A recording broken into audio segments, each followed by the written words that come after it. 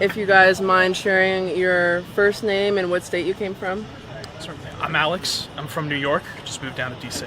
And what was your guys' reaction to the terrible news on Wednesday? First, we see that Charlie has been shot and nobody knew what the circumstances were, and then later on in the day we find out that he had sadly passed away. How did you guys react to that?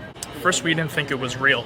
It's unfortunate that something like this had to transpire, and especially with the outpour of love and optimism that has come from conservative circles, we know that, especially now in the wake of tragedy, seeing that here at the Kennedy Center there's at least 9,000 people here in attendance, our faith has never been stronger in each other, in our country, and our Lord.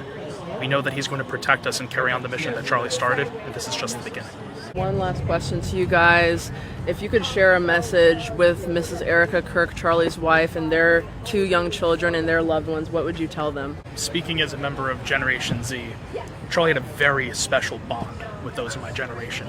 He was willing to give us a seat at the table, deliberate, discuss, convey our ideas in ways that our culture, our legacy media, and our educational institutions have failed to do for so long. He was willing to take the conversation to us and not only examine why we believe the things that we do, but to defend them with conviction. And we can say that Charlie truly had an impact on us.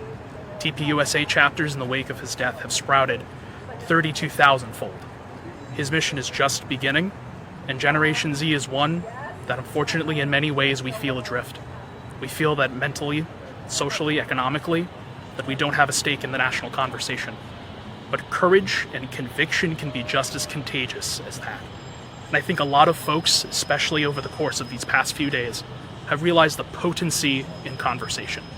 The values that we are willing to defend, faith in each other, faith in our Lord, having the ability to speak and defend and have that conversation be free and unfettered is certainly going to help the national dialogue and not just persuade those who disagree, but ultimately unify us, and that is the principles that led to us having an American Revolution that we won, winning a civil war and bonding ourselves after that, winning 2 world wars, reuniting after the Cold War as well, and those are the principles that are going to energize us, mobilize us, and set us free in those next 250 years. So God bless you and your family, and thank you so much for your support.